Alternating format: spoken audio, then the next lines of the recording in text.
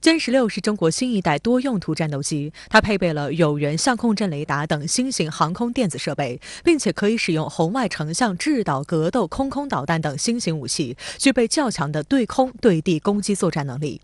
歼16可以同时执行空空和空地任务，是新世纪中国空军对地打击的主力。日前，央视国防军事频道在新闻节目中《军营春早特别板块》中，走进中国空军西部战区航空兵某旅，全面展现该旅飞行员遂行日常飞行训练、战备值班警巡的场面。主角同样是国产歼16战机。现在是晚上的6点半左右，我们正在外场拍摄飞行训练，看到有2架歼16战备飞机正整装待发。战备飞机不同于训练飞机，它是24小时全时待命，命令一到即刻升空待战。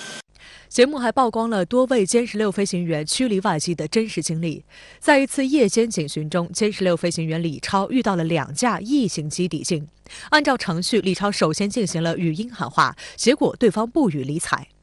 因为对方是具有攻击性的2架战斗机，如果我是贸然去抵近的话，会随时他们可能对我开火，有可能会影响事态的升级。随后，李超做出了第2步决定，下令关闭了机上的所有的一些对外发射的一些电子设备，用超低空消失在茫茫的一个黑暗里，通过他们2架飞机之间，然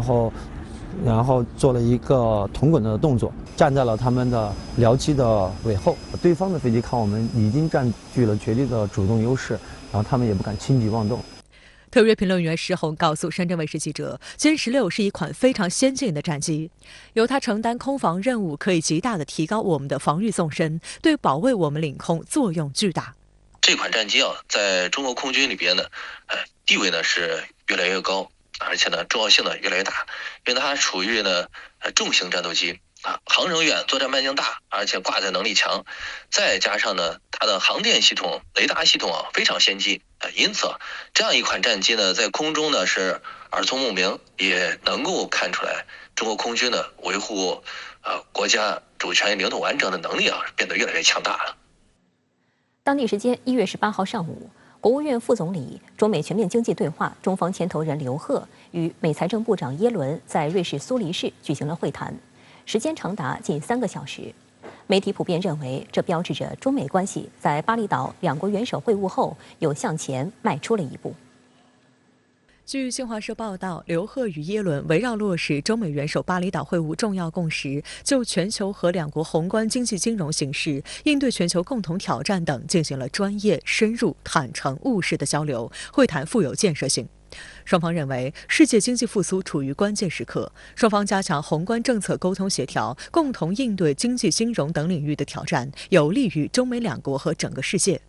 双方讨论了深化宏观经济和金融领域合作的有关问题。双方认识到可持续金融合作的重要性，同意在双边及联合国、G20和 APEC 等多边框架下加强合作。双方同意继续支持新兴市场和发展中国家绿色低碳发展和经济转型。中方表达了对美国对华经贸和技术政策的关切，希望美方重视这些政策对双方的影响。耶伦出任美国财长以来，刘鹤曾3次通过视频与其进行会谈。这次的闭门会谈是2人的首次面对面会谈，也是中美元首巴厘岛会晤后2国最高级别的会晤。耶伦在会晤后还特意在社交媒体上晒出了自己与刘鹤见面的照片。这次会谈是对双方来说都是非常宝贵的。我们从9点半开始，一直谈到12点多。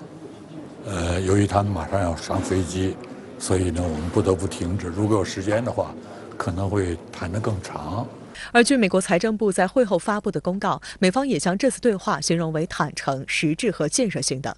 公告中还提到，耶伦期待着在不久的将来访问中国，并欢迎他的中国同行到美国。新华社稿件中也提到，中方欢迎耶伦财长今年适当时候访问中国。双方同意经贸团队在各个层级继续保持沟通交流。微信公众号牛弹琴发文认为，在这次会见前，耶伦其实没参加达沃斯论坛，但他还是来到了瑞士，因为2人会晤的地点是在苏黎世，大概率是美方特意安排了行程，争取和中方举行会晤。当然，美国也不会说耶伦是专程去瑞士，而是他去非洲访问之前到瑞士转机，正好与刘鹤会谈。值得注意的是，在与刘鹤会面后，耶伦将前往塞内加尔、赞比亚和南非，以加强美国与这些非洲国家之间的经济联系。